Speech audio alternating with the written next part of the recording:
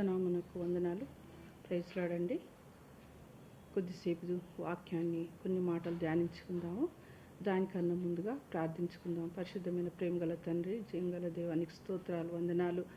నీ అద్భుతకరుడు, ఆశ్చర్యకరుడు నీకు వందనాలు. నీ శ్రేష్టమైన నామాన్ని, పవిత్రమైన నామాన్ని బట్టి నాయన మాకు ఇచ్చిన గొప్ప భాగ్యాన్ని బట్టి నీకు వందనాలు, స్తోత్రాలు చెల్లిస్తూ ఏసే ఘనమైన నామమున ప్రార్థించి వేడుకుంటున్నాం తండ్రి. ఆమేన్. దేవునికి వందనాలు. మరి దేవుని యొక్క వాక్యము దావీదు రాసిన కీర్తన 145 వచనము. మరి కొన్ని మాటలు మనం ధ్యానించుకుందామండి. మహోన్నతమైన నీ ప్రభావ మహిమను, నీ ఆశ్చర్య కార్యములను నేను ధ్యానించదను అని వాక్యంలో మరి దావీదు చెప్పినట్లుగా మహోన్నతమైన అంటే మహారాజు, మహాఘనుడైన నీ ప్రభావ మహిమ, నీ ప్రభావ మహిమ అంటే ఆయన యొక్క ప్రభావం ఎంత గొప్పదో, ఎంతో విలువైనది. మహిమ అంటే వెలుగు, ఆయన యొక్క వెలుగు మరి మనకు కనపరచాలి.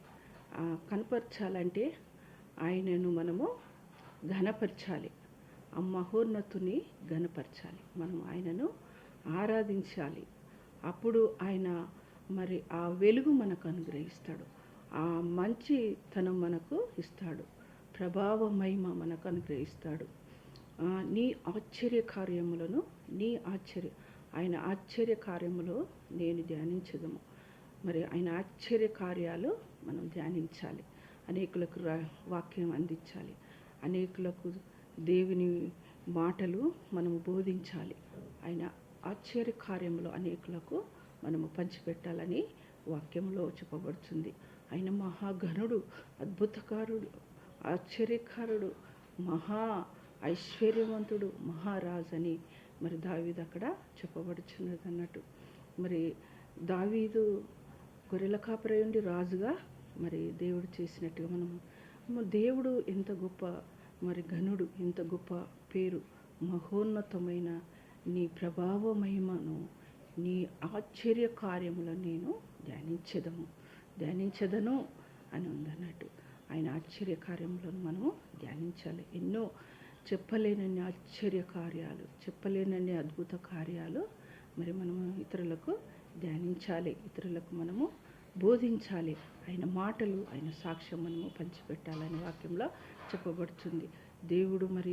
దేవుని కొరకు ఎంతోమంది పరిగెత్తుకుంటున్నారు. దేవుని కొరకు ఎంతోమంది మరి దేవుని వాక్యం కొరకు ఆతురపడినట్టుగా మనం గమనిస్తున్నాం అన్నట్టు.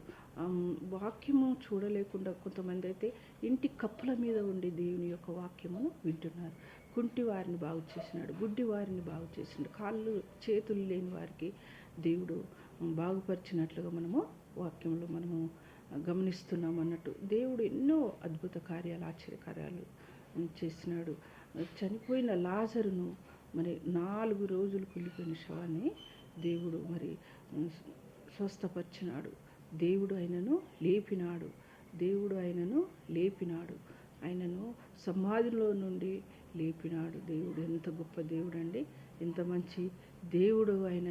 మనము చెప్పలేనన్ని ఆశ్చర్యకార్యాలు చేసినాడు. ఎంత మంచి ఘనుడు, ఎంత మంచి దేవుడని మనము మరి దేవుని కొరకు మనము మరి అనేకులకు మనం ధ్యానించాలి. ఆయన వాక్యాన్ని మనము ధ్యానించాలి. ఎంతోమంది వాక్యం లేక, రక్షణ లేక ఎంతోమంది మరి నలిగిపోతున్నారు, ఎంతోమంది నశించిపోతున్నారు. మరి ఆయన వాక్యం ఇతరులకు పంచిపెట్టాలని ఈ కొద్ది మాటలు చెప్పుచు నేను ముగిస్తున్నాను.